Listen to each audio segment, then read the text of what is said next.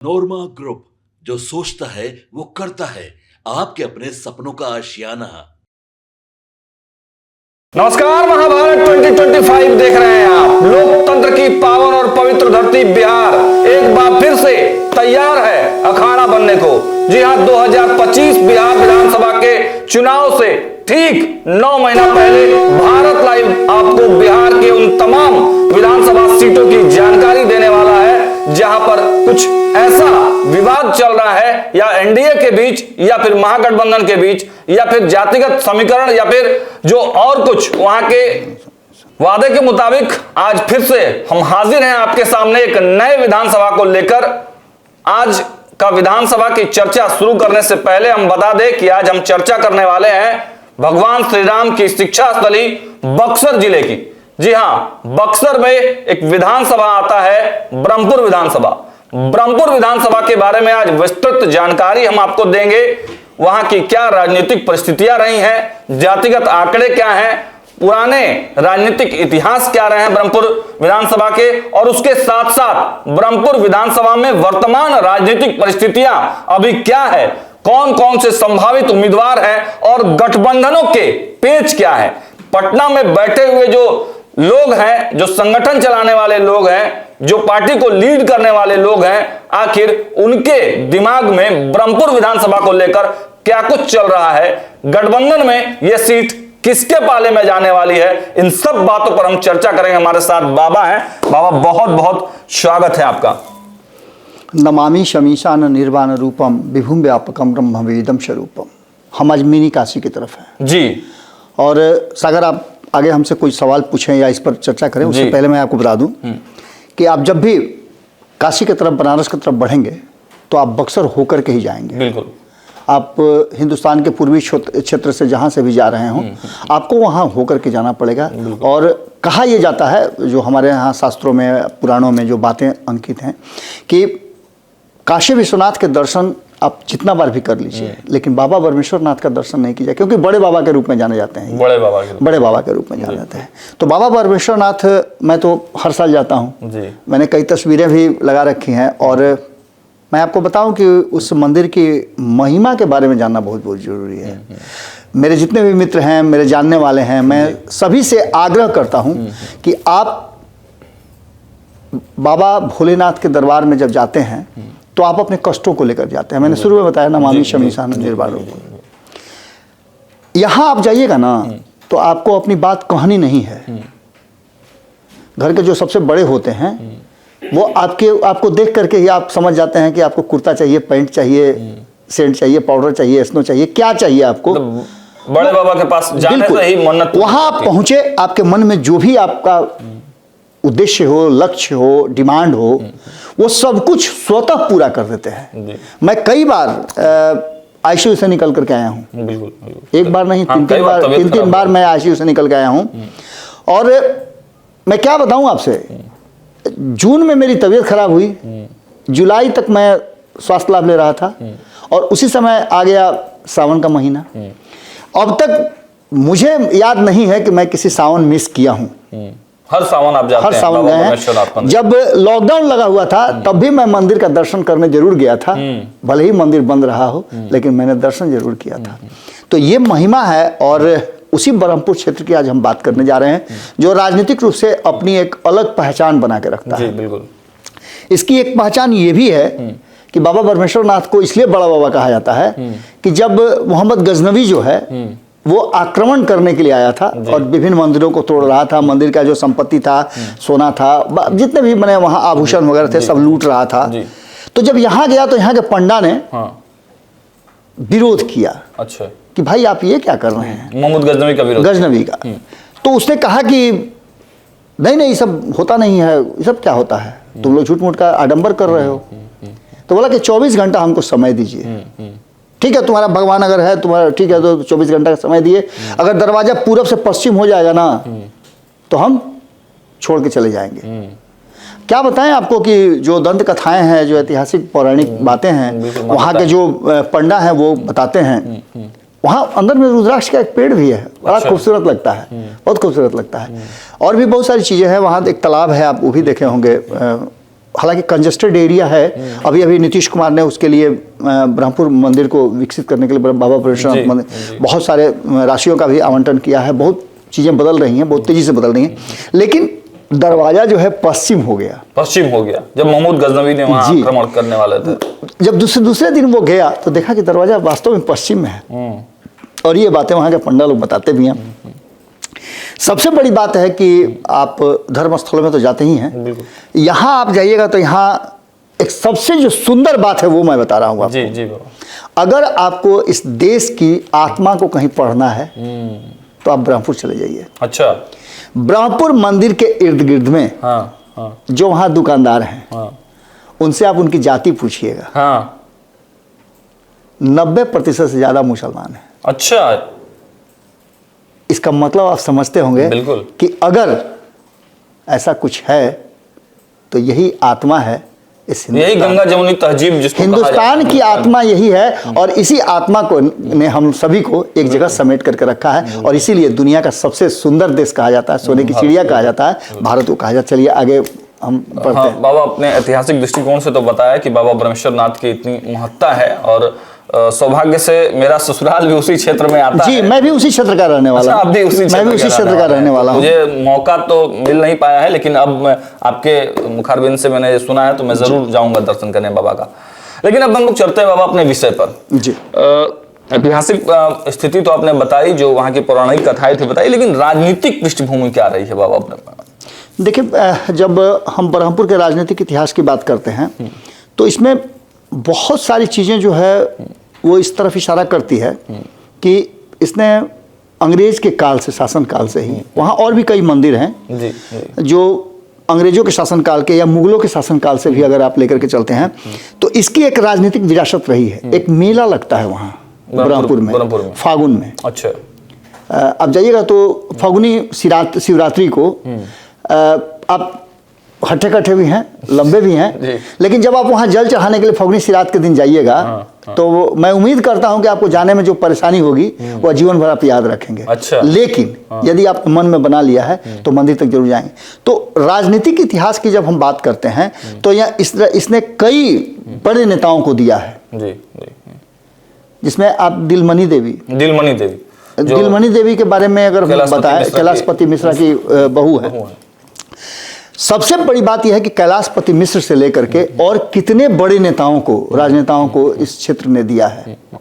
हालांकि इतिहास इसका यही रहा है कि जब से आज़ाद हुआ है ये हिंदुस्तान, तब से यहाँ चुनाव होते रहे हैं, और चुनाव में सबसे बड़ी बात है कि यहाँ के जो राजनीतिक विरासत रही है, इस विरासत को संभालने वाले लोग या जननेता हैं, उनको बहुत ज़्यादा मैंने ऊंचा स्तर नहीं मिला है। अगर कैलाशपति मिश्र की बात छोड़ दें हम, तो बाकी के लोगों को बड़ी ओहदा नहीं मिला है, मंत्रिमंडल में जैसे शामिल हो जाएं वो सब। हाँ, आने वाले समय में अब ऐसा लगता है कि जिस तरह से विकास हो रहा है उससे हम उसको विधायक से जोड़ करके या और किसी चीज से जोड़ कर नहीं देख रहे हैं, हम राजनीतिक विरासत के रूप में देख रहे हैं। तो इस क्षेत्र ने जितने ज्यादा, चूंकि बक्सर से इसका बहुत नजदीकी सटा हो गया है, सड़कें बनी हैं जिसके चलते कम्युनिकेशन बढ़ा है, और आरा और बक्सर के बीच में होने के कारण इस क्षेत्र की महत्ता और बढ़ जाती है। पौराणिक और आध्यात्मिक यहाँ का स्थल है, इसलिए और ज्यादा बढ़ जाती है। राजनीतिक रूप में जितना ज्यादा ये दबा हुआ था, अब धीरे धीरे उभर करके सामने आ रहा है। यही कारण है कि आपको याद होगा कि जब भारतीय जनता पार्टी यहाँ चुनाव लड़ती, मैंने 40 वर्षों से लगातार चुनाव लड़ती आ रही है, पहली बार ऐसा हुआ है कि 2020 में उसके उम्मीदवार नहीं उतरे हैं। बिल्कुल, वीआईपी को वो सीट देना पड़ा था अंतिम समय में जो फैसला हुआ था। नहीं तो भारतीय जनता पार्टी लड़ती रही है, जीत हार अलग बात है, हाँ। लेकिन भारतीय जनता पार्टी का ये गढ़ रहा है, और उसके पीछे का कारण आपको पता ही है कि भारतीय जनता पार्टी के संस्थापक जो थे कैलाशपति मिश्र, उनका वहाँ जन्मस्थली है और उनके परिवार के लोगों का वहाँ राजनीतिक विरासत है। दूसरी सबसे महत्वपूर्ण बात है कि यहाँ अब जो नई पीढ़ी आ रही है उसमें कई ऐसे नेता पैदा हुए हैं। अलग अलग राजनीतिक दलों की बात अगर हम करते हैं तो वास्तव में वो नेतृत्व करने की क्षमता रखते हैं, नेता हैं और समाज के लिए उन्होंने अपने आप को डोनेट किया है। तो राजनीतिक इतिहास की बात करें तो हम आपको आगे पता चलेगा जब हम चर्चा करेंगे कौन जीता कौन हारा और उस बीच चर्चा करेंगे तो और भी बातें खुल करके सामने आएंगी। लेकिन ये गढ़ माना जाता है, इसमें कोई भी राजनीतिक दल ऐसा नहीं है जो स्थापित दल है जिसको राजनीतिक दल की मान्यता प्राप्त है वो एक बार चुनाव लड़ने की कोशिश नहीं करता है, निश्चित रूप से करता है। बाबा इसमें यह भी एक जानकारी निकल कर सामने आई थी जब हम इसके बारे में अध्ययन कर रहे थे कि 4 बार कांग्रेस ने यहां से जीता है, 52 में, 72 में, 80 में और 85 में। लेकिन 85 के बाद कांग्रेस इस क्षेत्र में दिखाई नहीं दी है। कांग्रेस 90 के बाद से दिखाई दी है क्या? पूरे बिहार से 90 के बाद जब कांग्रेस का सफाया हुआ, जब राजद का यहाँ, हालांकि 77 के आंदोलन से ही आप उठा के देख लीजिए तो जब जेपी का आंदोलन हुआ था उस आंदोलन के बाद से कांग्रेस के विरुद्ध जो एक मुहिम बनाई गई उसी समय से कांग्रेस धीरे धीरे कमजोर हो रही थी। लेकिन 90 से तो पूरी तरह से कांग्रेस गायब ही हो गई। या तो वो कभी लालू प्रसाद के कंधे पर सवार होकर के सत्ता में आई या सीटें जीत करके जो भी मैंने 4, 5, 10 के ऊपर जब जीत करके आई तो किसी के कंधे पर जीत कर आई। 2015 में 27 सीट, सबसे बेहतरीन प्रदर्शन उसका पिछले 35 सालों में था। चौधरी जब थे 35 सालों में था, अशोक चौधरी थे। अशोक चौधरी ने जिस तरह का संगठन बनाया था उसी संगठन पर आज भी कांग्रेस चल रही है। कोई नया संगठन नहीं बना है, कोई नए लोग नहीं जुड़े हैं। कांग्रेस तो तबाह बर्बाद हो गई थी। लेकिन अशोक चौधरी को जिस समय छोड़ करके गए थे ये जो सांसद थे बेगूसराय से कैसर, महबूब अली कैसर, अचानक से उन्होंने छोड़ दिया था ना 2014 में। आपको याद होगा कि पार्टी का अध्यक्ष थे और उसी समय उन्होंने छोड़ दिया था, छोड़ करके वो लोजपा चले गए थे सांसद बनने के लिए। सांसद बने भी। अशोक चौधरी को ऐसे समय में मिला कांग्रेस जब कांग्रेस छत भी छत स्थिति में थी, तब उन्होंने उस कांग्रेस को 3 साल में मजबूत किया। 13, 14, 15 और 15 में जो चुनाव लड़ा उन्होंने, मैं तो कई चीज़ों का गवाह भी रहा हूं क्योंकि उस चुनाव में मैं बहुत मजबूती के साथ रिपोर्टिंग के साथ साथ रिसर्च भी कर रहा था। अशोक चौधरी से मेरी कई बार मुलाकात हुई है, कई विषयों पर उनसे टकराव भी मेरा हुआ है। इस बात को लेकर के भी मेरे साथ उनको याद होगा इस बात को लेकर के कि चुनाव के बाद जैसे ही चुनाव खत्म हुआ तो सीटों को लेकर के भी हुआ था, कितनी सीटें जीतेंगे, कितनी सीटें नहीं जीतेंगे। मैंने एक आंकड़ा दिया था कि 25 से 30 के बीच का। ये सारी बातें लोगों को, जो कांग्रेस के लोग हैं उनको याद है। तो ऐसी स्थिति में एक जो आपने बड़ा अच्छा प्रसंग छेड़ दिया कि कांग्रेस उसके बाद से नजर नहीं आई 85 के बाद। 85 के बाद क्या, कांग्रेस तो नजर ही नहीं आ रही है। लेकिन मेरा ये सवाल है बाबा कि जो महागठबंधन के बिखराव की बात निकल कर सामने आ रही है, तीसरे मोर्चे की बात भी हम लोग चला रहे हैं, तो उस पर मेरा ये सवाल था कि क्या ये वो सीट हो सकती है जिस सीट पर कांग्रेस और राजद के बीच में टकराव, हालांकि 2 बार से लगातार शंभूनाथ यादव वहां से राजद की सीट पे जीत रहे हैं और सीट है, तो इस वाले सीट पर जीत होगी दोनों के बीच में क्योंकि कांग्रेस गायब है इस क्षेत्र से लगातार। देखिए, सबसे बड़ी बात है कि कांग्रेस के पास लालू प्रसाद से किसी भी तरह का आर्गुमेंट करने का या उनके साथ बहस करने का, उन पर दबाव बनाने का अभी तक कुछ नजर नहीं आ रहा है। लेकिन हो सकता है अभी जो 8-9 महीने बचे हुए चुनाव में, इस बीच में कांग्रेस अपना कुछ डिमांड है, कुछ गिरबान से जो है रख रही है, रखना शुरू की है। तो हो सकता है कि परिस्थितियां बदले तो कांग्रेस के पास एक रास्ता हो। जैसे आपने देखा भी होगा कि 40 साल के बाद जब भारतीय जनता पार्टी को यह फैसला लेना पड़ गया कि भारतीय जनता पार्टी ने वो सीट छोड़ करके अपने सहयोगी को दिया, वीआईपी को, तो निश्चित रूप से आने वाले समय में एक बात तो देखने को मिल सकती है। लेकिन ये बहुत टेढ़ी खीर है, खास करके राष्ट्रीय जनता दल से इस सीट को ले लेना। हाँ, अगर वीआईपी उधर है, अब इसी में पेच फंस रहा है। अगर वीआईपी उधर है, वीआईपी का वहां से कैंडिडेट पिछली बार चुनाव लड़ा था, प्रदर्शन भी मिला जुला के ठीक ठाक किया था, तीसरे नंबर पे शायद रहे थे। तो ऐसी स्थिति में हम यही बात जानते हैं कि ये आपका 2020 वाला जो आंकड़ा है ना, मुझे लगता है कि 2020 के आंकड़े में यहाँ मेरे पास जो आंकड़े हैं उसमें जयराम चौधरी तीसरे नंबर पर रहते, 30,000 से ज़्यादा उन्होंने वोट प्राप्त किया था। इसके बाद आपको बता रहे हैं कि हुलास पांडे भी वहाँ से चुनाव लड़े थे। तो 2 लोगों का दावा बनता है। अगर एनडीए की बात करें तो पिछली बार ये सीट जो था, आपको पता है ना कि पिछली बार दूसरे नंबर पे जो विरोधी थे, विद्रोह किए थे, एलजेपी चिराग पासवान, वो चुनाव लड़े थे जो दूसरे नंबर पर रहे थे। और जिसको गठबंधन में टिकट मिला था वीआईपी, वो तीसरे नंबर पे रहे थे। हुलास पांडे लोजपा से 39,000 वोट जी 21, वो भी 30,482 वोट जी, वो 16% वोट। तो मान के चलिए कि 16 और 21 5% का वोट का डिफरेंसेस है वीआईपी और हुलास पांडे के बीच में।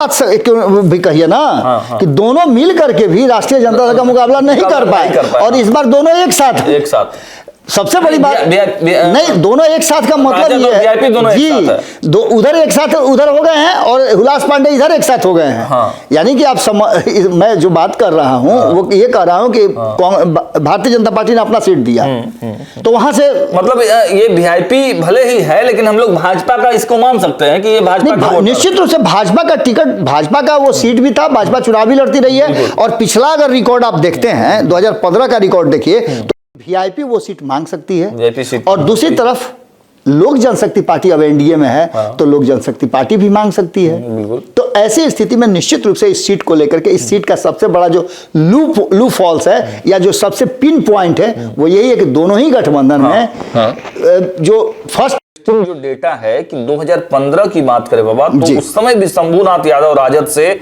94,000 वोट बिल्कुल 2015 में, और 2020 में 90,000 वोट। ये मतलब इनका स्ट्राइक रेट और वोटिंग का जो वो है कि 90,000 ये मोटा मोटी ला देते हैं। इसके पीछे का सागर कारण ये है कि आप वहां जातीय समीकरण को देखिए। आप खास करके जब मगध और शाहाबाद के क्षेत्र में जब घुसते हैं आप, तो वहां दो ही क्षेत्र में दो ही तरह की लड़ाई होती है, अगड़ा बनाम पिछड़ा की लड़ाई होती है। इससे आप इनकार नहीं कर सकते हैं, आप चाहे जितना भी उसके लिए ही कर लीजिए, तो यही उसका रास्ता है और इसी आधार पर वो सब कुछ होता भी है।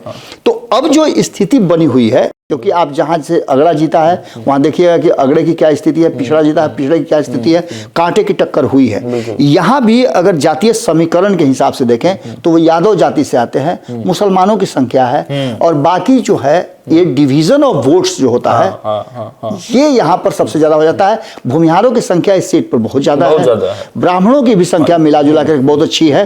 ब्राह्मण और भूमिहार एकजुट नहीं हो पाते हैं। बिल्कुल पिछली बार भी आप देख रहे होंगे कि जब विवेक ठाकुर की बात कीजिए तो उसमें उसके वोटों का डिवीजन होता है और क्षेत्रीय आधार पर वोट लोग देते हैं, ये भी बात आपको मानना पड़ेगा। लेकिन राष्ट्रीय जनता दल का वोट बढ़ता नहीं है। इस बात को भी लेकर के इस बार खास करके नीतीश कुमार जिस टीम की अगुवाई कर रहे हैं या तेजस्वी यादव जिस टीम की अगुवाई कर रहे हैं, उनको इस बात को रखना होगा। और आपको भूलना नहीं होगा कि इसमें एक और कड़ी जुड़ गई है, प्रशांत किशोर।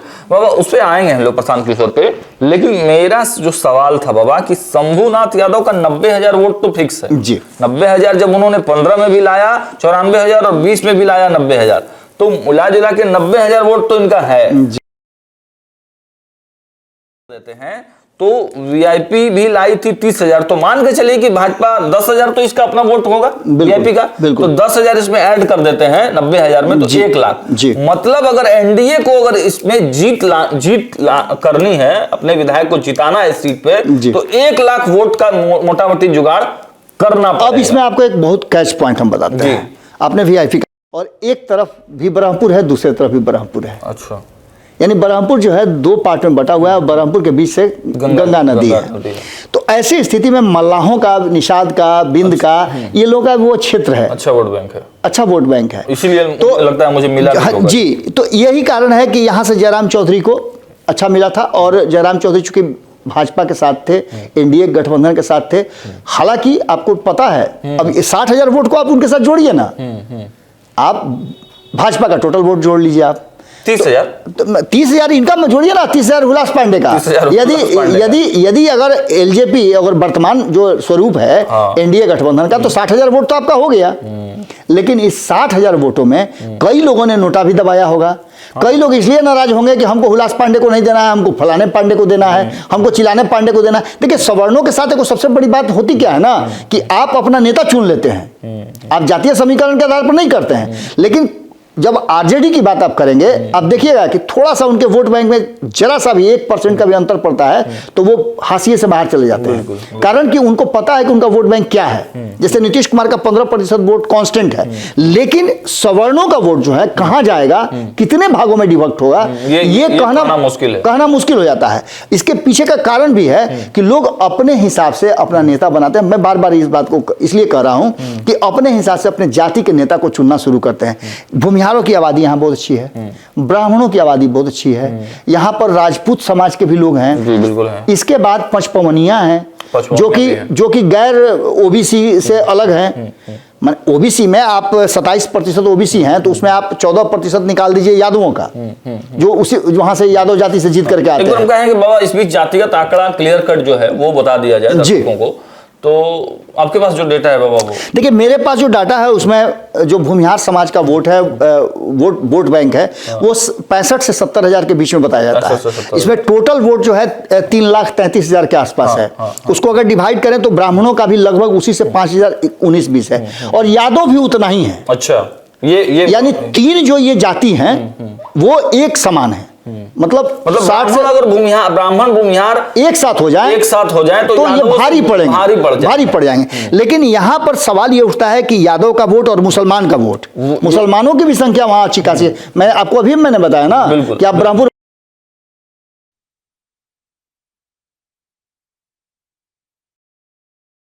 स्थितियां वहां नजर आती है और बनती हुई दिखाई देती है। मतलब यादव, मुस्लिम, ईबीसी जी, और उसमें कुछ राजपूत भी जुड़ जाते हैं। बिल्कुल राजपूत संख्या गई है बाबा, 90,000 ये निश्चित रूप से गई है, तभी गई है जब सभी लोगों के, और हमको लगता है कि बाबा इसमें कुछ भूमिहार या ब्राह्मणों का भी कुछ वोट गया है इधर। देखिए, निश्चित रूप से जो कैंडिडेट होते हैं उनका अपना व्यक्तिगत भी कुछ होता है। सबसे बड़ी बात यह है कि देखिए, इस क्षेत्र में कौन क्या करेगा, किस तरह की बातें हुई हैं, राजनीतिक आपने हालात समझ लिए, यहाँ का सामाजिक हालात जो आप देखिएगा ना तो वो कुछ अलग कहानी कहता है। सामाजिक हालात और यहाँ के लोगों के जीवन स्तर पर जब भी आप जाइएगा तो आपको लगेगा कि इस क्षेत्र में विकास जो है बहुत दूर रहा है। आप सुदूर, आपका तो ससुराल है, आप बता रहे थे। तो ससुराल मेरा भी रिश्ता बहुत जगहों पे है। इधर बीच में मैंने अश्विनी चौबे से आग्रह करने के बाद एक पुल जो है, गराठा पुल बनवाया था। अच्छा, वहाँ के लोगों का डिमांड था, तो उसको लेकर के मैंने आग्रह भी किया था, उसकी स्वीकृति भी। बिजली की बहुत समस्या, बिजली की समस्या। सबसे बड़ी बात कि मुझे याद आता है कि 2014 से पहले जब मैं जाता था, अगर बाढ़ के समय में चला गया तो नाव से पार करना पड़ता था। अच्छा। और नहीं तो पाइप उसको ऐसी करके मिट्टी डाल करके और जाने का रास्ता बनाया था। आप मोटरसाइकिल से नहीं जा सकते हैं। अच्छा, इतनी खराब सड़कें, आप कार लेकर के उस गांव में जा ही नहीं सकते थे। अच्छा। इतनी खराब वहां सड़कें। कई शादियों में मेरे जाने को मौका मिला है, जहां अश्विनी चौबे का भी बेटा का ससुराल है, जोगियां, परसियां, उन सारे क्षेत्रों में आप जाइएगा तो बाढ़ से पूरा ओतप्रोत रहता है। कई नदियां हैं छोटी छोटी जो उस क्षेत्र को प्रभावित करती हैं। यानी एकमात्र इस पूरे हिंदुस्तान का ये ब्रह्मपुर क्षेत्र है जो बाढ़ और सुखाड़ दोनों झेलता है। अच्छा, और बाबा आपको भी लोग बिहार में और देश में बाबा के नाम से जानते हैं, और उस क्षेत्र के जो सांसद रहे हैं उनको भी लोग बाबा के नाम से जानते हैं। बिल्कुल। तो क्या बाबा ने काम नहीं किया उस क्षेत्र में? देखिए, अश्विनी चौबे कोशिश तो किए, लेकिन अगर बहुत ज्यादा बीमारी कठिन हो, असाध्य है। बाबा, वो तो एक तरह से पूरे बक्सर को देखा जाए तो गढ़ रहा है भाजपा का, अश्विनी चौबे से लेके वो सारी बातें अपनी जगह पर हैं। लेकिन होता क्या है ना कि जब आपके पास संसाधन होते हैं तो आपका मन नहीं होता है, और जब मन होता है तो संसाधन नहीं होते हैं। जैसे हमारा मन है कि अभी जिस क्षेत्र से मैं आता हूँ उस क्षेत्र को स्वर्ग बना दूं, लेकिन मेरे पास संसाधन नहीं है। और जब संसाधन आपके पास पहुंच जाता है ना तो आपको बहुत सारी चीजें घेर लेती हैं। लालू टाइप का डर हो जाता है कि कहीं चारा घोटाला मत हो जाए। मुझे याद आ रहा है, मैं चाहूंगा कि थोड़ा उस पे भी दर्शकों का प्रकाश डाले। एक नाम मुझे याद आ रहा है, उसी क्षेत्र के शिवानंद तिवारी जी, उनके बारे में क्या कुछ दर्शकों को, उन्हीं के उसी क्षेत्र के थे, और मुझे जहां तक जानकारी मिली है उस क्षेत्र में कि वही इलाका है जहां पर उन्होंने अपने जनेऊ को त्यागा था, तोड़ा था। देखिए वो तो बक्सर की कहानी है, लेकिन शाहपुर से वो चुनाव लड़ते रहे हैं। सटा हुआ क्षेत्र है शाहपुर, उसी क्षेत्र से वो चुनाव लड़ते रहे, वहाँ से वो विधायक भी बने हैं, चुनाव हारे भी हैं, जीते भी हैं। इसके बाद बक्सर से भी वो चुनाव लड़े हैं। अगर शिवानंद तिवारी की बात करें तो शिवानंद तिवारी को आप जो कह रहे हैं कि ब्राह्मण समाज से जोड़ करके, तो आप उससे अलग हट जाइए, क्योंकि वो उनके बारे में कहा जाता है कि वो समाजवादी नेता है, और समाजवादियों की कोई जाति नहीं होती, टाइटल से कोई मतलब नहीं है। आपने देखा भी होगा कि हाल फिलहाल में इधर करीब 2 साल पहले लालू जी के घर से निकले तो बोले कि बड़ा बढ़िया मुर्गा बना रहे, मीट बना रहे, लालू जी बड़ा बढ़िया बनावे ले। तो उन सब चीज़ों के वो अतीत है। और उनको भी इस बात का पता है कि वो जब अपने क्षेत्र में जाते थे, या अश्विनी चौबे को खुद पता है कि चुनाव प्रचार करने जाते थे तो कैसे नदी पार करके जाना पड़ता था, गाड़ी इधरे रोक देना पड़ता था, परसियां जाने के लिए उनको क्या करना पड़ता था, वो अच्छी तरह से जानते हैं। वहाँ एक पुल बना है, विकास हुआ है, लेकिन विकास की जो गति होनी चाहिए थी वो गति कम है। पोल गड़े हैं, बिजली नहीं है, स्कूल बने हैं तो भवन में कमियां हैं, वहाँ पे बहुत सारी कमियां हैं। सबसे बड़ी कमी उस क्षेत्र की जो है, सबसे दर्दनाक कमी जो है, अश्विनी चौबे के स्वास्थ्य मंत्री रहते हुए, और अश्विनी चौबे बिहार में जब पीएचईडी मंत्री थे तब से मैं अच्छी तरह से जानता हूं, वो उस क्षेत्र की समस्याओं को लेकर के मैं उनसे मिलता भी रहा हूं। बिल्कुल। इस क्षेत्र की सबसे बड़ी समस्या है कि गंगा के किनारे है, आर्सेनिक वाली समस्या सबसे बड़ी। अच्छा, पानी में आर्सेनिक बहुत ज्यादा। इसको लेकर के अश्विनी चौबे ने काम तो किया, लेकिन जिस स्तर पे होना चाहिए था उस स्तर पे नहीं हुआ। बाद में फिर नीतीश कुमार ने नल जल योजना का जो काम करवाया, उससे कुछ हद तक राहत मिली है, लेकिन सबसे बड़ा जल प्रभावित जो आर्सेनिक से प्रभावित है, उसको लेकर के उधर के लोग काफ़ी परेशान थे। और ये समस्या अब धीरे धीरे करके, हालांकि जल में अभी भी आर्सेनिक की मात्रा है, उसको शोधित करके और लोगों तक पीने के लिए लायक बनाया जाता है, ये समस्या आज भी वहाँ है। बाबा, एक मुझे संदर्भ याद आ रहा है, अश्विनी चौबे कैलाशपति मिश्रा के गांव को गोद लिया था उन्होंने। गांव का नाम एक्चुअल में ध्यान नहीं आ रहा है और वहां पर एक कार्यक्रम करके बुलाया जा रहा था भाजपा के नेताओं को, लेकिन अश्विनी चौबे ने वहां जाने नहीं दिया क्योंकि विकास नहीं हुआ था उस गांव का। वो थोड़ा संदर्भ पे प्रकाश डालें। देखिए, जब नरेंद्र मोदी पहली बार जब आए 2014 में, तो 6-7 महीने के बाद उन्होंने बैठक की थी, और उसके बाद से एक प्लान बना था कि आने वाले हम 5 साल के लिए, बाकी जो बचे हुए उनके कार्यकाल थे, उस कार्यकाल के लिए हम सभी जो मंत्री हैं, सांसद हैं, वो एक एक गांव गोद लेंगे और उस गांव का विकास करेंगे। उसी के अंतर्गत बौ से नाम कुछ था, मुझे याद पूरा नहीं आ रहा है, लेकिन उस गांव का नाम बौ से शुरू होता है। सागर अश्विनी चौबे ने जिस गांव को गोद लिया था, बड़ौरा, उस गांव के बारे में आपको बता दें कि अभी भी विकास की बात जो हो रहा है। अश्विनी चौबे का अगर टिकट नहीं मिला उनको 2024 में, तो इसके पीछे बहुत सारे कारण हैं। बिल्कुल, भारतीय जनता पार्टी ने वहाँ से एक ब्राह्मण चेहरा मिथिलेश तिवारी को ही उतारा, लेकिन यहाँ तक कि ये भी सेक्रीफाइस कर लिया कि बक्सर के बाहर से ला करके चुनाव लड़ाया। ये भारतीय जनता पार्टी की एक, कहा जाए तो पता नहीं उससे स्ट्रेटजी का क्या मतलब था, चूंकि ये भी तो बाहर से ही आए थे, भागलपुर से होकर के आए थे, और बार बार वो अपना दिखाने की कोशिश कर रहे थे कि यहाँ बक्सर से मेरा पुराना नाता है, यहाँ मेरा पैतृक है, तो ये है वो। खैर, उन सब बातों पे हम नहीं जाते हैं, हम सीधे तौर पे जा रहे हैं कि बरहमपुर की बात करें तो बरहमपुर में एक जो सबसे बड़ी बात होने जा रही है कि वो तीर्थ क्षेत्र से जुड़ रहा है। तो वहाँ संभावनाएं अब जो आने वाले समय में, नीतीश कुमार को इसके लिए बधाई देना चाहिए बरहमपुर के लोगों को, कि नीतीश कुमार ने उस क्षेत्र में जाकर के, उस मंदिर में जाकर के, बाबा परमेश्वरनाथ के, और वहाँ जाकर के योजनाओं का उद्घाटन भी किया, शिलान्यास किया, और वहाँ सौंदर्यीकरण का काम शुरू हो चुका है। इसके बाद पर्यटकों के लिए वहाँ विशेष सुविधा और उसे जो सर्किट है, राम सर्किट है, उससे जोड़ने की बात की जा रही है। जैसा कि आपने बताया भी कि वहाँ का एक सबसे बड़ा है कि वो पंचकोसी परिक्रमा जो होता है, उसके क्षेत्र में भी आता है पंचकोसी जी। जो पंचकोसी परिक्रमा आपको याद होगा कि घूम घूम करके लोग लिट्टी लगा करके खाते हैं, बड़ा उसका एक अलग महत्व है। तो ये सभी परिस्थितियां, सभी चीजें इस बात की तरफ इशारा करती हैं कि कहीं ना कहीं ये बरहमपुर का क्षेत्र है, अभी विकास ये आसान्वित रहेगा कि 2025 के बाद जब चुनाव होंगे तो इस बक्सर को एक नया आयाम मिलेगा। एक ऐसा, अब इसमें आप शंभूनाथ की बात कर लीजिए। हाँ। शंभूनाथ यादव की जब बात आप कीजिएगा तो 2 बार से वहाँ विधायक रहे हैं। लोगों का कहना यह, हम नहीं कह रहे हैं, लोगों का कहना यह है कि शंभूनाथ ने जितना विकास अपने क्षेत्र का नहीं किया है उतना व्यक्तिगत विकास किया है।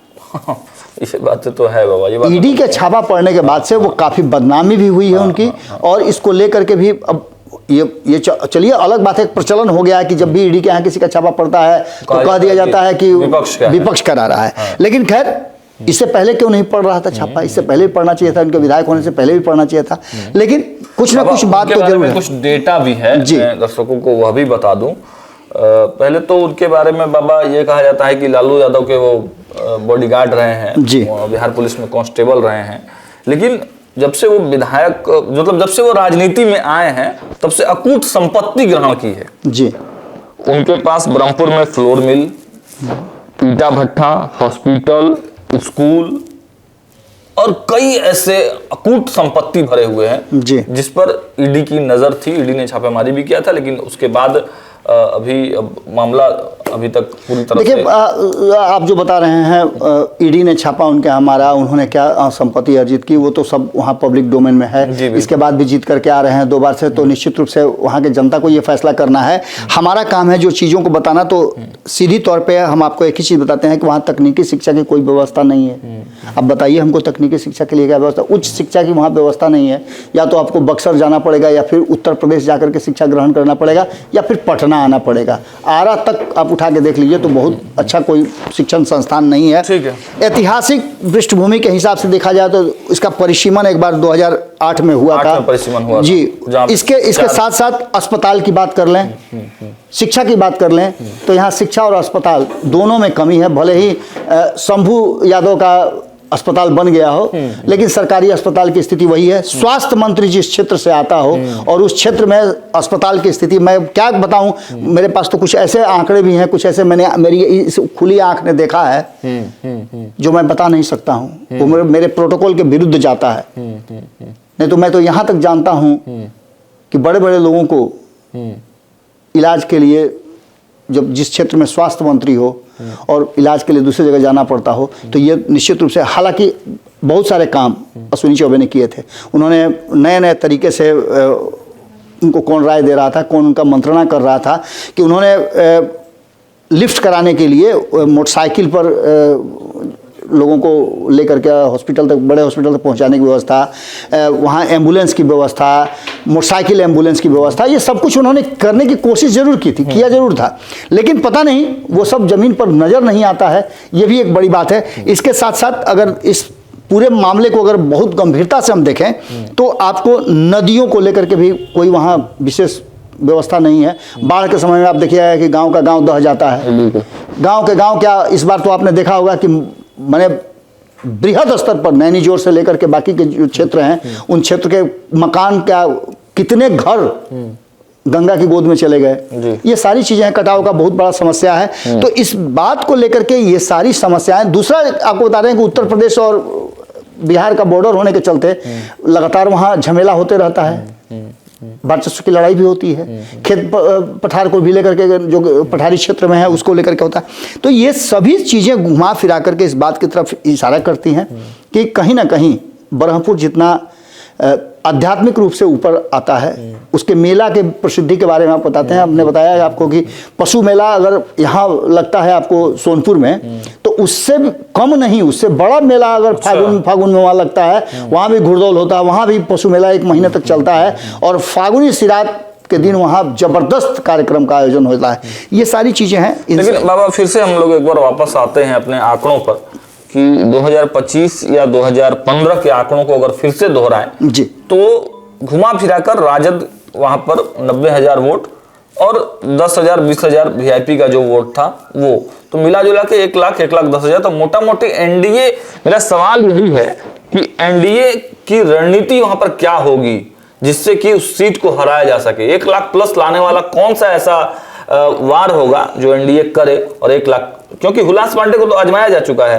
हालांकि हुलास पांडे उस समय भाजपा में नहीं थे, तो मतलब भाजपा के गठबंधन नहीं था, अलग से चुनाव लड़े, फिर भी हुलास पांडे 39,000 मोटा मोटी 40,000। और वीआईपी जयराज चौधरी को अगर लड़ाई हुई है तो उसमें भाजपा के कुछ ना कुछ वोट जरूर होंगे, तो मोटा मोटी 40 से 50,000 वोट अगर लोजपा और भाजपा को जोड़ दें तो 50,000 वोट जी।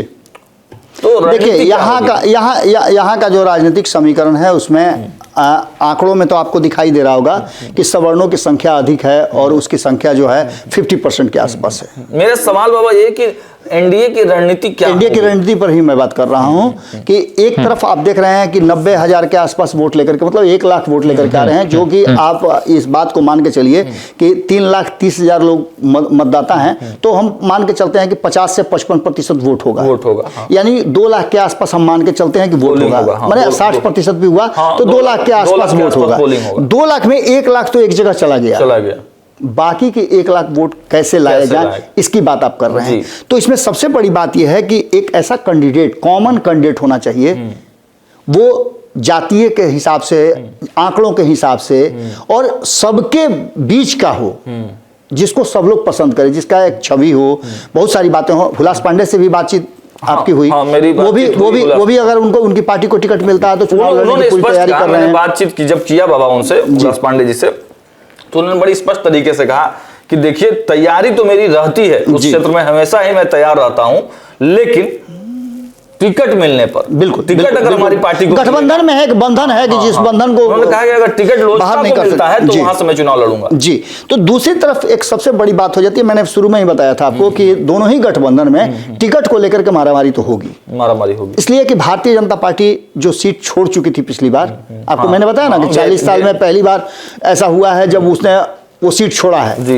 यहां तक कि उसके पास उम्मीदवार नहीं थे तो विवेक ठाकुर को भेज करके पटना से चुनाव लड़वाया। विवेक ठाकुर ने अच्छा परफॉर्मेंस किया, 15 की बात करें तो 60-63,000 वोट लाए, भले वो हार गए लेकिन 60,000 वोट लाया उन्होंने। बिल्कुल विकट, वो भी मैंने विकट परिस्थितियों में 2015 विकट परिस्थितियों में नीतीश और लालू एक साथ हों और उसमें अगर इस तरह का आंकड़ा है तो निश्चित रूप से कहीं ना कहीं है। तो ऐसी स्थिति में ये सीट भारतीय जनता पार्टी छोड़ना नहीं चाहेगी और तब कैंडिडेट पर बात आके अटक जाती है कि भारतीय जनता पार्टी अगर वहां से चुनाव लड़बे करेगी, नहीं देगी अपने सहयोगियों को, तो निश्चित रूप से, क्योंकि भारतीय जनता पार्टी का प्रदर्शन वहां बेहतर होता रहा है, दिलमणि देवी वहां से चुनाव जीत चुकी हैं। तो ऐसी स्थिति में दिलमणि देवी आज भी मौजूद हैं। हाँ, उनकी चर्चा भी खूब जोरों में, कैलाशपति मिश्रा की। लेकिन सबसे बड़ी बात है कि दिलमणि देवी के साथ उनका एक रहा है कि कभी जदयू कभी भाजपा, कभी जदयू कभी भाजपा, इसको लेकर के भी सवाल खड़े होते हैं, संशय की स्थिति बनती जरूर है। तो इन बाबा ये विषय फायदेमंद भी हो सकता है अभी के सिचुएशन में। देखिए सबसे बड़ी बात है कि भारतीय जनता पार्टी हो या नीतीश कुमार हो, दोनों भूलते नहीं है चीजों को। बिल्कुल एक सबसे बड़ी समस्या दोनों के साथ है कि भूलते नहीं है चीजों को और उसका बदला समय के हिसाब से बड़ा अजीब तरह से लिया जाता है। तो ये एक वो बात है। तो खैर दिलमणि देवी को हम उस लिस्ट में रखते हैं, लेकिन संभावनाएं, इससे पहले भी उनको टिकट जब नहीं मिला था 2015 में, तो आप समझ ही सकते हैं क्यों नहीं मिला था। काफी रोई थी, बहुत सारी बातें हुई थी, यह भी कहा गया था कि कैलाशपति मिश्र जी को लोग भूल गए हैं वगैरह वगैरह, बहुत सारी बातें हुई थी। इस बीच में उनकी मूर्ति अनावरण के समय भी आप देखा क्या ड्रामा हुआ, बहुत ड्रामा हुआ, सारा आपको पता ही होगा। अब इन सभी परिस्थितियों को अगर एक साइड में रख लेते हैं तो इसमें और भी नाम आते हैं। एक तो शंभू यादव का नाम पक्का है, शंभूनाथ यादव महागठबंधन, हाँ महागठबंधन से हैं, उनका नाम पक्का है। लेकिन वही मुकेश सहनी, इसको आप कैसे भूल जाइएगा। मुकेश सहनी उप मुख्यमंत्री बनना है उनको, तो उप मुख्यमंत्री बनना है तो उनको उतना तो हिम्मत रखना पड़ेगा ना। उतना हिम्मत रखना। बाबा मुकेश सहनी को जहां तक मैं पर्सनली जानता हूं, वो डेटा के बड़े मास्टर हैं। बिल्कुल। और बिल्कुल। जो उनका बूथ वाइज डेटा का एनालाइज वो अपने से बैठ के करते हैं, मैंने खुद देखा है मुकेश सहनी को। जी, जो उनके वोटर हैं वो साफ साफ कहते हैं ये जितना वोट आ गया ये तो मेरा है। वही कारण है कि आप देख रहे हैं कि उधर मिथिलांचल के क्षेत्र में पूरा डाटा फिक्स कर दिए हैं। मिथिलांचल क्षेत्र में इधर आप देख लीजिए कि सिवान से जुड़ा हुआ जो क्षेत्र है छोटा सा, उस क्षेत्र में जहाँ ब्राह्मणों का बहुलता है, वहां भी मल्लाहों का और ब्राह्मणों का अच्छा खासा जो नोनिया बिंदमला है, वहां ब्राह्मण और ये नोनिया बिंदमला जी। इसको लेकर के बाबा सबसे बड़ी बात है वीआईपी का अगर कोई कैंडिडेट होता है और उसके प्रचार में अगर वीआईपी का कोई कैंडिडेट वहां से खड़ा होता है, यह हाइपोथेटिकल है, लेकिन एक बार सोच के देखिए, वीआईपी का कैंडिडेट होता है और संजीव मिश्रा उस क्षेत्र में जाकर प्रचार करते हैं, तो उसके इम्पैक्ट निश्चित रूप से देखिए, संजीव मिश्रा एक ट्रम्प कार्ड मिल गए हैं और ये सिर्फ मुकेश सहनी के लिए नहीं, ये एनडीए गठबंधन के लिए बहुत ज्यादा फायदेमंद है। इंडिया गठबंधन के लिए उसके लिए भी बहुत फायदेमंद है। बिल्कुल नहीं, एक जो ट्रम्प कार्ड मिला है, उस ट्रम्प कार्ड को भजाने के लिए हर जगह वो तैयार हैं। तो ऐसी स्थिति में आप एक बात मान के चलिए कि यहाँ एक तो हमने बता दिया कि महागठबंधन की हो गई। अब अगर एनडीए की तरफ जाएं तो एनडीए में कई नाम सामने आ रहे हैं, कई हिडन नाम है। कई लोगों ने तो ये भी कहा है कि भाई मेरा नाम मत लीजिएगा, हमारी पार्टी में बड़ा दिक्कत है, नाम पहले आ गया तो हमारा टिकट कट जाएगा, तो इसलिए बहुत लोगों का नाम नहीं ले रहे हैं। दिक्कत है, जिसका नाम थोड़ा सा चल जाता है तो लोग थोड़ा सा और दूसरी बात है सागर, एक और बात है, देखिए ना कहूँ से दोस्ती, ना कहूँ से बैर वाली हमारी जो स्थिति है, हम तथ्यों पे बात करते हैं, हम इस क्षेत्र के समीकरण पे बात कर लिए। अब रहा सवाल कि हम 8 महीना पहले लगभग चुनाव के ये विश्लेषण कर रहे हैं, ये हमारा माने प्रारंभिक विश्लेषण है। एक विश्लेषण हम लोग और हम इसके बाद हम एक क्या कई जहां जरूरत पड़ेगी वहां हम विश्लेषण तो करते ही रहेंगे, इसमें परिस्थितियां बदल। लेकिन एक इसमें सबसे बड़ा चीज कि दिलमणि देवी के साथ साथ एक नाम बहुत तेजी से चल रहा है। अच्छा। और ये व्यवसायी भी हैं और भारतीय जनता पार्टी में इनको आप बहुत एक्टिव भी देखते होइएगा। अच्छा। प्रदीप राय जी, बिल्कुल। प्रदीप राय वैष्णवी ग्रुप के मालिक हैं, उसके सीएमडी हैं। ये भी एक ट्रम्प कार्ड है, प्रदीप राय जी, ये भी एक ट्रम्प कार्ड है। आप कोई भी कार्यक्रम आप देखिएगा कि बक्सर, भाई प्रदीप राय जी को दिखाइए, बक्सर क्षेत्र में कोई भी कार्यक्रम यदि हो रहा हो, या फिर बक्सर का कोई कार्यक्रम पटना में हो रहा हो, या फिर बक्सर का कार्यक्रम कोई दिल्ली में हो रहा हो, वहां के सांसद हों, वहां के विधायक हों, उनके साथ आप देखिएगा तो प्रदीप राय को जरूर देखिएगा। काफी समाज में के काम भी करते हैं, सामाजिक सेवा भी करते हैं और पार्टी से संबंधित, अपने क्षेत्र से संबंधित बहुत सारी चीजों पर वो ध्यान भी देते हैं। ने सामाजिक कार्य के रूप में एक व्यवसायी होते हुए समाज को जो चाहिए वो देने के लिए हमेशा वो तैयार रहते हैं। तो एक नाम तो प्रदीप राय का निश्चित रूप से चल रहा है और इनके संबंध किसी व्यक्ति से नहीं है, बल्कि पार्टी में सबके लिए वो सामान्य है। पिछले चुनाव में मैं गया भी था, तो जिस तरह का इनका मैनेजमेंट मैंने देखा, उससे साफ लग रहा था कि पार्टी भी इन पर भरोसा करती है। अच्छा। तो एक नाम प्रदीप राय का है और भूमिहार समाज से आते हैं, तो ये नाम कॉमन नाम हो सकता है, जो इसकी मैं चर्चा कर रहा था कि जिसमें स्वीकार्यता ब्राह्मण की भी हो, क्योंकि अश्विनी चौबे के साथ लंबे समय तक रहे। उसके बाद आप मिथिलेश तिवारी को आप देखे होइएगा, तो मिथिलेश तिवारी के पूरे चुनाव प्रचार में आपने प्रदीप राय को देखा होगा। जी, बिल्कुल। अभी हमने देखा है कि कार्यक्रम हुआ था, उसमें भी वो प्रदीप राय सबसे ऊपर थे, दिलीप जायसवाल के साथ जो कार्यकर्ता सम्मेलन हुआ। इसके पहले आप देख लीजिए तो जब सम्राट चौधरी वहां गए हैं कार्यक्रम के लिए, तो सबसे पहले उन्होंने ही अगवानी की है। ये सभी चीजें घुमा फिरा करके इस बात की तरफ इशारा करती है कि प्रदीप राय भी उसमें एक मजबूत कैंडिडेट के रूप में सामने हैं।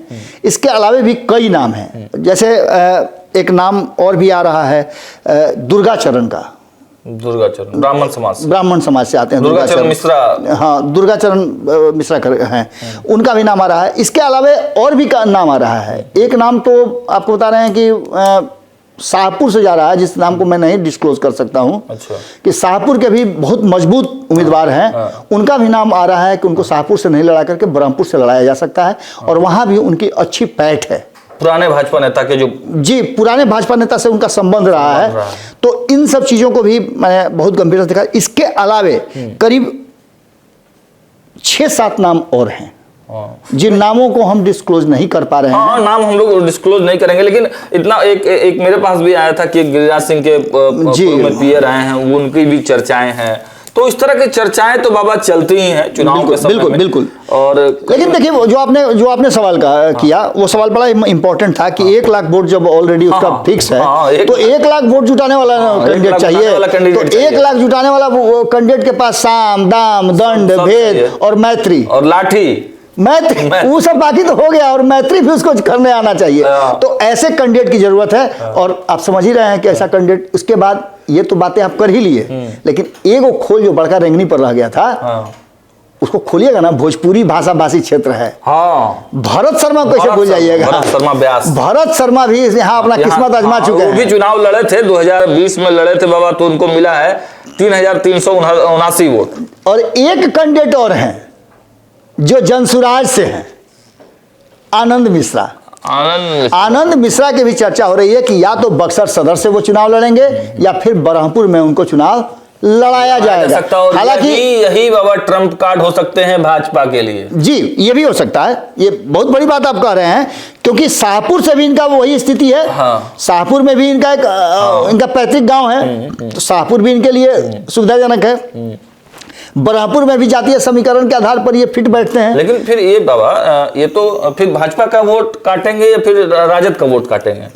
देखिए, ये परिस्थितियां कौन किसके साथ रहता है उस पर निर्भर करता है ना, क्योंकि राजद वाला वोट तो इंटैक्ट है, वो तो जातिगत वोट। एक चीज तो कंफर्म आप होइएगा ना कि शंभू यादव के यहाँ जो ईडी का रेड पड़ा, उसके बाद से उनका ग्राफ थोड़ा डाउन हुआ। तो ऐसी स्थिति में उनके वोट बैंक पर भी प्रभाव पड़ा है, असर पड़ता हुआ दिखाई दे रहा है। और काम भी नहीं, बहुत ज्यादा काम भी उन्होंने कुछ नहीं किया है। उनका मोबाइल सरकारी नंबर ऑफ है, हम लोग कल से लगा रहे थक गए, नहीं बात हो पा रही है। जब हम लोग का नंबर नहीं, हम लोग बात नहीं कर पा रहे तो आम जनता क्या ही उनसे बात कर पा रही है? ये शिकायत लोगों की है, ये शिकायत वहां के लोगों की, आम लोगों की शिकायत है।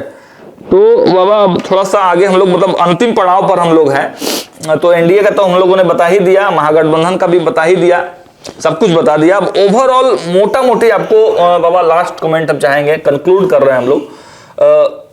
ओवरऑल आपको क्या लगता है कि इस सीट पर क्या कुछ हो सकता है?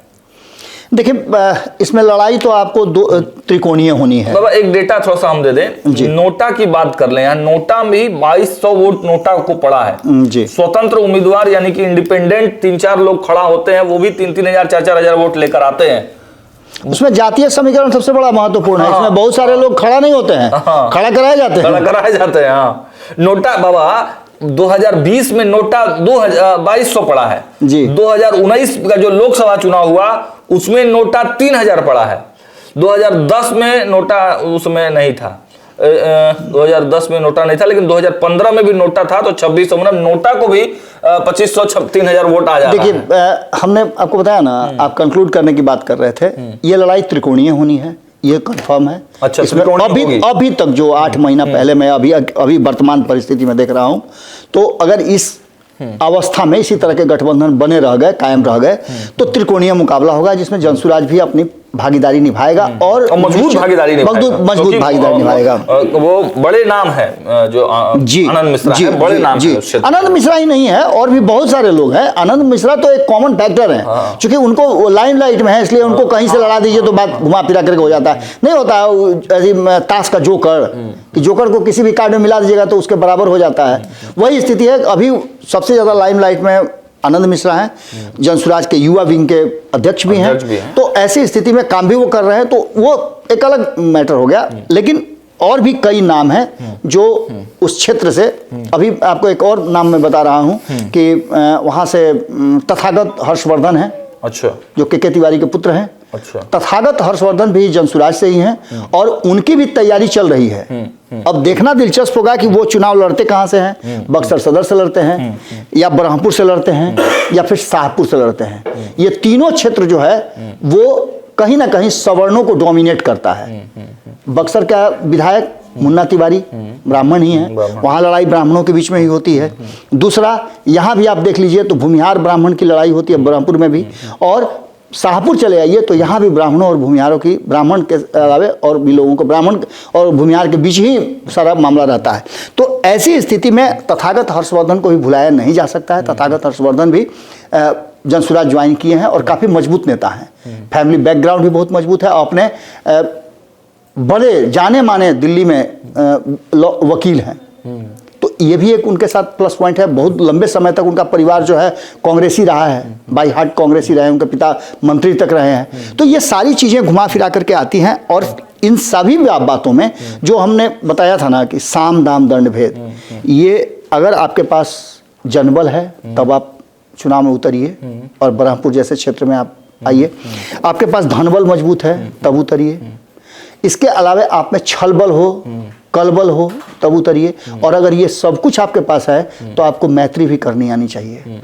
आपके दुश्मन भी हैं, उनको भी एक बार ऊंचा पीढ़ा दे दीजिए 15 दिन के लिए, जैसा कि होता है।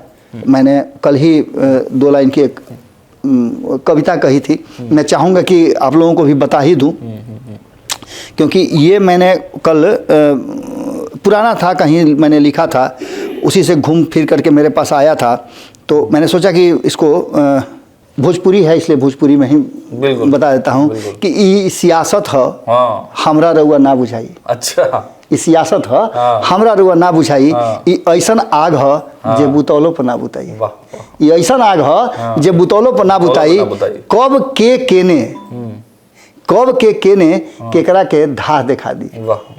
कब के केने केकरा के धाह दिखा दी, आस्ते से माचिस मार के धाह दिखा दी, सूखल नदी नहर में भी डुबा के मुआई। वाह, चलिए, बाबा वाणी थी, आप सुन रहे थे। बाबा कुछ कुछ लिखते रहते हैं भोजपुरी के आइकॉन के रूप में। भोजपुरी का कार्यक्रम भी बाबा का एक पहले चलता था, अब कुछ दिनों से बाबा नहीं कर पा रहे हैं, कोटा टोक के।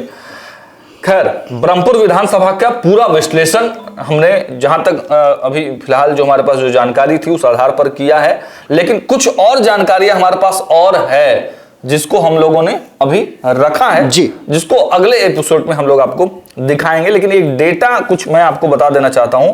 देखिए, 2020 के विधानसभा चुनाव के अनुसार आरजेडी 51,141 वोट यानी कि 27.6% वोट शेयर के साथ आगे चल रही है। 2020 की यह स्थिति थी। 2010 के विधानसभा में 2020 की हमने बात की, पहले 15 की बात कर लेते हैं। 15 में आरजेडी 30,776 वोटों से आगे, मतलब 17% वोट से आगे चल रही थी। ये दो का मैंने बताया, 20 और 15।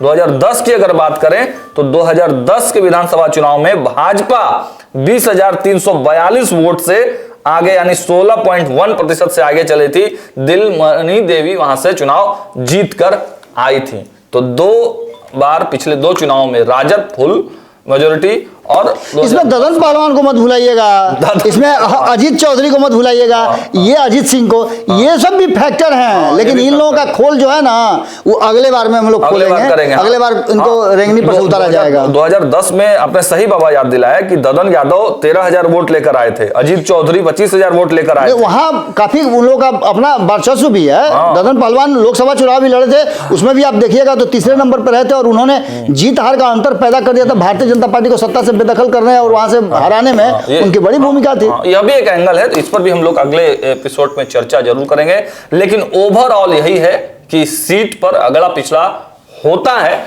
और अगर इस बार भी अगला पिछड़ा होता है और अगर सवर्ण वोटर एकजुट होकर वोट करें तो शायद जो वर्तमान विधायक है उनको टक्कर दी जाए, या फिर क्या कुछ होता है ये तो हम लोग आगे भी बताएंगे। और आगे जनता मालिक है, जनता सब कुछ तय करती है। लेकिन इस पूरे विश्लेषण में जो बातें कही गई वो आपको कैसी लगी? अगर आप उस क्षेत्र से हैं, उस क्षेत्र में के विधानसभा से हैं, अगर आपको कोई जानकारी और देनी हो तो आप कमेंट बॉक्स में जरूर उस जानकारी को शेयर करें, या बिहार के किसी भी विधानसभा क्षेत्र से जुड़ी हुई कोई जानकारी या कोई कैंडिडेट के बारे में जानकारी देनी हो तो आप कमेंट बॉक्स में जरूर। और हमारा व्हाट्सएप नंबर भी है, उस पर भी आप व्हाट्सएप करके बता सकते हैं, पे भी आप बता सकते हैं। देखिए, अभी हम लोग चिराग पासवान ने जिन 9 सीटों पर अपनी जो 1 नंबर और 2 नंबर पे रहे, 2020 में जो चुनाव हुआ था उसमें चिराग पासवान अकेले चुनाव लड़ रहे थे, और उन कुल 9 सीटों पर वो दूसरे नंबर पर रहे थे।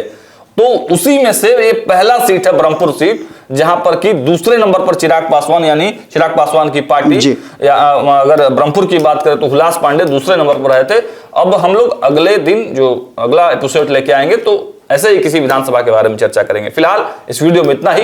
देखते रहिए महाभारत 2025। बहुत बहुत धन्यवाद।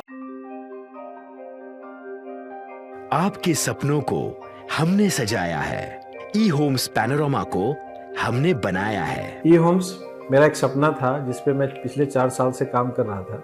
हमने जो बनाया है वो सबने है माना। ई होम्स पैनोरामा में हो आपका भी आशियाना।